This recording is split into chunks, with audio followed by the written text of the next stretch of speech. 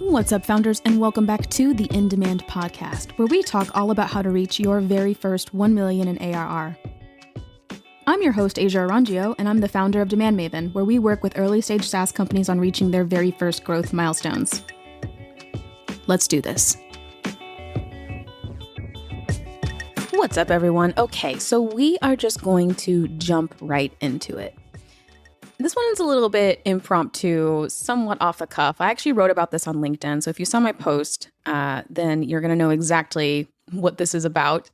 But I actually had this really interesting conversation with the founder, and we were on a discovery call, which is a sales call, basically.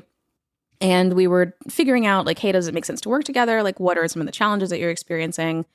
Admittedly, I actually just assumed that they were looking for marketing execution, which to me means creating paid ad campaigns, creating content, creating landing pages, expanding the website, making copy edits, all of the more execution, like we are actually doing the thing. And typically, I would say whenever we work with companies, we typically work with companies from a strategic perspective first before we get into execution. And it was just so interesting because talking to this founder, one of the big question marks that they had was they wanted to know if we could help them with validating an audience, validating a new audience. And the way that the founder described it, he was talking about how they have this product, but what they're finding is they feel like they've hit market cap and there's a ceiling and they've hit it and there's nowhere else that they can go in terms of growth. And I thought that was really interesting because it's actually really, well, first it's really hard actually to hit market cap in a market. Usually the market expands and grows in its own ways. And what you find is that people start to have shifting and different types of needs. And you also find that there's different contexts and circumstances upon which they need those things. So in theory, no market ever really truly caps because people change, their needs change, and then therefore it actually creates more product opportunity. So if anything, this company should actually be growing. So that was really interesting. And this company was at, I later found out that they were at 1 million ARR, which to me is like, okay, if you hit market cap at 1 million, then you either have an extremely small market or you actually, like there's actually other better opportunities, but we just don't know what those are yet because we don't have a really good solid process for growth. And then, so the founder then talked about unaware audiences. And so he was saying, we're actually thinking about, shifting all of our focus from people who already have a problem and who are already problem aware and moving over into unaware audiences. And this to me was the biggest, oh my God, no, huge red flag part of anything that we talked about. But then also just from a how we grow software companies, going after unaware audiences is just the last thing on the list. You should not be thinking or considering unaware audiences unless you are a freaking unicorn and you are making billions of dollars and you and your grandma and your whole family, you're all millionaires and probably billionaires and you have just nothing else better to do with all of your piles of cash. And I don't think that you should go after unaware audiences unless you use $100 bills for toilet paper. That's just the way that I see that, but there's also tons of data that supports this. But imagine my surprise, well, one, when I heard this, but imagine my surprise also when I learned that there is another agency that this founder is also talking to. And this agency also kind of doubled down on this idea of oh yeah, you want to go after unaware audiences. Sounds great. We can help you do that. And I was on the one hand flabbergasted, on the other hand, not surprised because there are, unfortunately, for better or for worse, tons of agencies out there, and also not just agencies. I don't want to knock agencies because I actually do like agencies, but there's tons of service providers out there who, if you have the idea, even if it's bad and terrible, no one should do this. It is so not recommended to do this. You will probably lose money.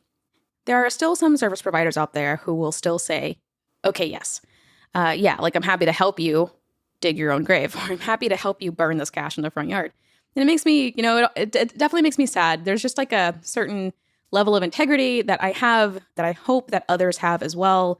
But I also understand very much that, some founders could be so convinced that going after unaware audiences just is the way to go, and you cannot tell them otherwise. And you know what? I power to you, mad respect, man. However, unaware audiences are by far and away the last audience that you should consider. And I want to give you some examples of why, and also to define what unaware really means, because I think there's also some confusion about unaware versus problem aware. But here's the thing. Okay, so let's unpack it a little bit, because I could see where a founder's coming from on this.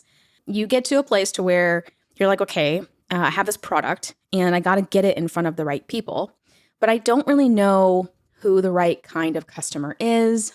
I don't really know how to find them. And also, they are not necessarily looking for me either. They don't even know that my solution or my general market of solutions exists. Okay, so I'll give a very specific example of, you might have built a product in, let's say, the design space. So you're targeting executive level designers. And there are certainly storyboarding tools out there. But let's say there's not a storyboarding tool that quite exists in the way that, let's say, your storyboarding tool exists. What most people might do instead is if they want to storyboard something, they might manually design this. They pop open Illustrator or InDesign, and then they might actually create a bunch of artboards and then start dropping in content, all the things. And while they are doing this, they're making these pieces of content, and they're literally manually storyboarding, and they're adding in their comments and some of their ideas. And some designers slaving away over their computer creating this. And they probably have a few templates that they have created to make this easier. They might have downloaded a few, maybe from the Adobe community or something to that effect. But over time, they might find that there's a particular use case where building it manually doesn't make sense anymore. It's actually quite painful, and it sucks a lot. But it's a means to an end, so you almost have to roll up your sleeves and do it.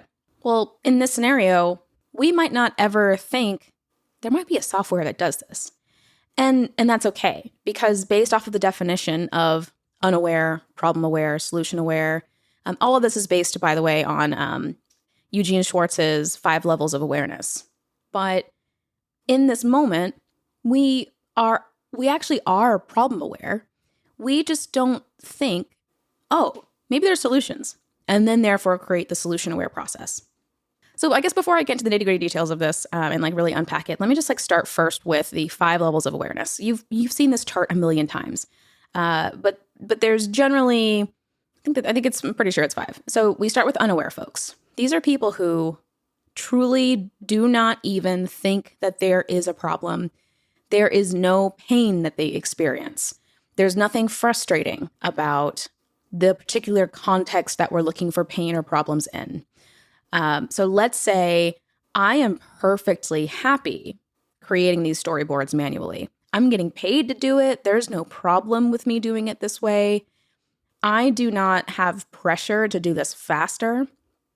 And as far as I'm concerned, it is a part of my job to create storyboards. It's why I'm here. I might never, ever feel like this is a problem or that it's a pain. Even if I am doing it the way that maybe other people are doing it who do experience a pain. But there's something about my circumstances and my context that make me generally unaware. It's not a thing. I don't even care. Then there's problem-aware people. So problem-aware people are people who they are experiencing the pain. They are experiencing frustration. There's something about their circumstances that make whatever it is that they're using or doing no longer ideal and potentially quite frustrating and painful, and also creates a lot of stress and problems for them. Hence, they are problem-aware. And they are aware of this problem, meaning they know that it is painful. It's not I'm imagining a scenario where you go to the doctor and the doctor's like, hey, what's wrong with you? And it's well, I don't really know. It's well, it's something you came here for a reason. You wouldn't come here for, nothing unless you're hypochondriac. And then maybe you're going to the doctor for literally no reason. But problem-aware people know that they have a problem. It's really a question of, do they want to solve it? Which brings us to the next category. solution aware. Once people are solution aware, they have decided, I have a problem. This sucks. I don't like making storyboards this way. Now I am going to start looking for solutions, a better way to do it, something else. This could be anything and everything from I'm going to consider software all the way across and into maybe there's a widget or a template I can buy or something to make this easier or faster. But you have to remember, though, that there are certain circumstances and contexts upon which someone who is problem aware then looks for a solution. Let's say this is not my only job. Maybe I also have this huge responsibility to lead some other team. And storyboarding is like the last thing on my list. And because of that, I want to spend as little time doing this as possible. Now the circumstances for me have changed. Now, instead of being totally unbothered and, I am perfectly fine with spending hours and hours and hours manually storyboarding. Maybe now my circumstances and my context change. And now maybe I have a different role or I have different responsibilities or something else in my life is going on that's making that thing no longer true.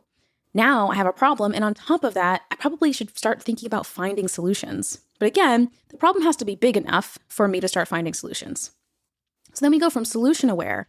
And now I'm going to start doing whatever my process is for finding solutions. You probably might guess, but for most people, the number one thing to do is to Google search. The second most common thing to do, depending on the industry, is to ask a friend to participate in some form of word of mouth.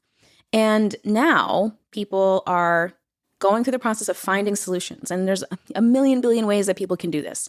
But I would say the most common ones are we're going to go to Google and we're going to search or we're going to ask a friend. We're going to ask someone who has done something similar, has experienced this before, and we're going to start fishing around for potential solutions to go check out. Then we get into product aware. By the time that they get to product aware, now they are aware of specifically your product. And once they become specifically aware of your product, usually this means they've landed on your website, maybe they've found some reviews, maybe they've also even potentially read a few pages on the marketing site, and now they are starting to begin the product awareness process and potentially even participating in acquisition and also potentially even activation activities. Meaning maybe they actually do sign up for a trial or book a demo. They might also sign up for your newsletter or consume some content, download something. And then from there, we get into the last category of most aware, which means they've done for the most part, the most critical things. Like maybe they've attended the webinar, they've tried the free trial, or they've tried the product in some kind of way. Maybe they've read some documentation. If you have a technical product, maybe they've also looked at some product tutorials, some videos, some kind of content about, does this product actually solve my problem? And if so, in what way? And does it check all of the boxes that I have? Okay, so those are the 5 levels. So unaware to problem aware, solution aware, then product aware, and then finally most aware. They know you, they know the brand, they know the product, and also they are, of course, comparing and contrasting your product and the product experience to other products and product experiences, aka competitors, whether direct or indirect, either one. But here is why you still don't want to focus pretty much any attention or effort to unaware folks until, of course, like I said, you are using Benjamins for toilet paper. And the reason why I say it so intensely is because when I tell you there's just infinitely more opportunity for people who have a problem than people maybe who don't yet, or don't care about it, or don't realize it. I just really, truly mean that, like, when it comes to buying and selling goods, good old-fashioned consumerism and capitalism, you generally want to sell to people who have a problem. There's an episode I'll record at some point about being a painkiller versus a vitamin, but I'll pause on that one for a second. But okay, so unaware folks. Unaware folks really, truly are unbothered and don't care. And there's no amount of marketing, of bombardment, of harassment, of picketing, or there's no amount of protest and or sheer force that is going to make people care. Unless, of course, their context switches, their context changes. And then this is usually when people go from unaware to problem aware. So for example, in the storyboarding example, the context that might switch for us might be maybe we get a different job, maybe we get a promotion, maybe we get more responsibility or different responsibilities. It could run the gamut for people. And this is, I'm speaking more from a B2B perspective, but on the B2C side, things in life personally can change. Whether you're selling something to specific personas, those personas might go through things in their lives that, of course, changes the context. And all the way up across pretty much any kind of product or service that you can imagine. And once the context shifts, that's usually what triggers people to become problem aware. However, there's nothing that you can really do to shift that context. All you can really do is just kind of be there and hang out there for forever until, of course, they decide, maybe I actually do have a problem now, and maybe I actually do want to actually solve it. But again, you cannot force people to do those two things. No amount of money will ever do this either. And I think that that's the thing that's really hard to convey sometimes, because it kind of feels like if you just show up enough, people will be like, oh, maybe I should check them out and see if I have a problem. But the truth is that anyone who actually does go through that process, so let's say we do spend a bunch of money to make sure that everyone's aware of us, even if you do get someone to say, that's interesting, let me try that, chances are they actually aren't unaware. They probably are problem aware. They just didn't know, A, that solutions existed, and or B, that they could actually solve it. So that's the thing to keep in mind. If you do attract folks, it's likely 9 times out of 10 because they actually were problem aware. Now, there are certainly circumstances where you can absolutely spend a bunch of money on awareness campaigns, even to unaware audiences. And sometimes you get really lucky in that you run those campaigns and someone's like, I've never heard of, let's say, ClickUp, if you've ever seen their billboards in your city. Or, I think Monday also went through a period where they were doing billboards. Even in that scenario, when my context shifts, let's say a year from now, I might remember, remember ClickUp or remember Monday? I should try them because my context has changed. But that's only because my context has changed. It's less likely we're actually starting to have a problem. Much less likely that anyone is truly unaware and, you kind of strong arm them into becoming a customer, into caring. But this is also why I would say we just don't spend time, yet at least, on unaware audiences. Now, again, when you are at a place where you truly, in some respects at least, have hit some semblance of market leadership, let's say, maybe you don't cap the entire market, but you are the leader or one of the leaders in a market, then naturally it makes sense to start looking at other product opportunities. So from a horizontal perspective, and also potentially in different verticals. And then after that, certainly there's opportunity to go after some unaware folks, but it's a balance. You don't want to put all of your eggs in that basket, but you also might actually consider at that point doing it. Hubspot is actually a really good example of a company that does spend a lot of time on unaware audiences. But let's think about who Hubspot is. They are, are they a $1 billion company now? I feel like they are. I could be wrong. I'm going to look this up later and feel really embarrassed that they are or aren't. But HubSpot is a huge company. And not only that, but they started out as marketing automation. And then over the years, they have expanded into sales, into customer success. They started offering feature sets for several other teams, therefore expanding into other industries, verticals, but then also horizontally. And this makes sense for them to start thinking about not only just other go-to-market opportunities and other growth opportunities, but so they are one of the most well-known marketing automation platforms out there. Few marketers have never heard of HubSpot these days. So they actually are focusing a lot of their energy on making sure that unaware people are at least aware of the brand. And when they do have a problem, that they will come to that brand. They'll check them out, they'll give them a shot, all the things. But keep in mind, though, that this is a several-year process. It's not something that happens as quickly as you might think. And on top of that, it's expensive as crap. it's a lot of money to do this. To go after unaware audiences, it costs a fortune. And on top of that, you're not really guaranteed to see the end result. It just so happens that HubSpot has played their cards over the years very much right. And it also just so happens, too, that they did decide to expand into other functions of growth and also think about and build into other like product opportunities. Of course, like it makes sense, like from like a marketing perspective, on the marketing automation side at least, yeah, they're going to start considering unaware audiences. But for all of the other products that they have and that they offer to other teams, they're starting the same way that really any other startup would, which is starting with problem-aware folks, getting them to consider solutions, making sure they have a really compelling argument for why you should try HubSpot. And then, of course, once they are super duper aware, now we focus on conversion, retention, and expansion. That's the playbook. So all that to say, just round it out. If someone is recommending to you to focus on truly unaware audiences, and when I mean truly unaware, I mean by the definition that we talked about today, truly unaware people do not give a crap. And there's not really anything that you can do about that until something happens to them that makes them care. And again, you are not going to be able to control that. You just won't. Just to give you another example to round this out, I recently ran a 5K. There's this hot chocolate 5K that I run every year with my mom.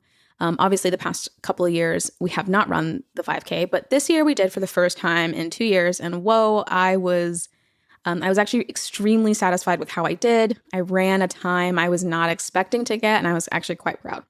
But while I was at the expo picking up my number, I was approached by, so it's so funny because I actually can't even remember the brand, but I was approached by someone who, there's booths at the expo, and this particular company, they did like home repair of some kind. I'm not going to remember. I don't actually remember the brand, which probably says a lot, but I remember the guy at the booth, he approached me and he was like, hey, would love to talk to you about your home and about, any like repairs or whatever it is that you need on it.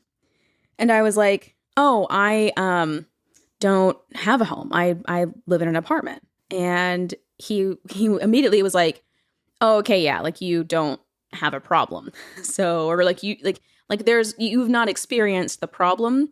And he immediately was like, okay, well, here, take this swag. And he gave me like a swag bag. And he was like, when you buy, please remember us. And I was like, okay. And then in my mind, I'm throwing away the swag because I'm actually at a place in my life where I really don't like swag unless it is sustainable, economical, and like all the other things, and like actually useful and or cute. So it's kind of like, so getting swag, like it's just really hard for me.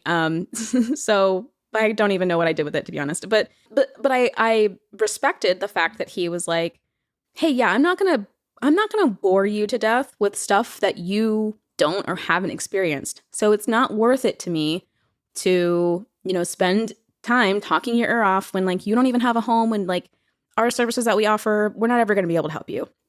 Don't get me wrong, he could have. And then he could have tried to like super hardcore sell me on the thing and like really try to get me to care. But the truth is like, I am truly unaware of the problem. It's possible for me to conceive of it, but like I'm not experiencing it. So it's like I am an unaware person until I buy a home, and now I'm experiencing the pain. So he wouldn't and shouldn't have wasted his time on me, and he didn't, thank God. But this just kind of goes to show it's the same exact thing when you think about truly unaware audiences out there online and in the wild. You're ultimately not going to spend or waste any time on people who aren't in the context of the problem. Otherwise, you'll truly just be wasting time and money and energy and effort. So we almost always want to instead start with problem-aware folks and solution-aware folks, because people who are already looking for solutions are definitely people that you want. People who are problem-aware and aren't looking for solutions, it's going to be dependent, of course, on your software category, but you might also have to spend more effort and energy here, but we would still take those people over unaware people. So if anyone is recommending to you to go after unaware folks, please run away and also call me, because I will fight them. No, I'm just kidding. But seriously, don't go after the unaware folks. It's not going to be worth your time yet. And when I say yet, I mean billion-dollar yet, unicorn yet. So until you are billion-dollar and or unicorn, I'm probably not going to go after unaware folks. In the meantime, got some upcoming episodes about how we can find growth opportunities instead of maybe going after the unaware folks. All right. Thanks again for listening. I hope this was helpful and also drove the point home. We want problem-aware and solution-aware people who experience the pain, people who have experienced the pain and are looking for solutions. We want them. Those are the people to go after. Unaware folks, in the future. But we're not doing that now. Way too much energy and effort and money. All right. Thanks again, y'all. Bye. As always, thank you so much for spending this time with me. To learn more about how to reach your growth goals for your SaaS business, head on over to DemandMaven.io. You'll find all kinds of free resources, articles, and content. Don't forget to subscribe if you haven't already, and I'll see you on the next one.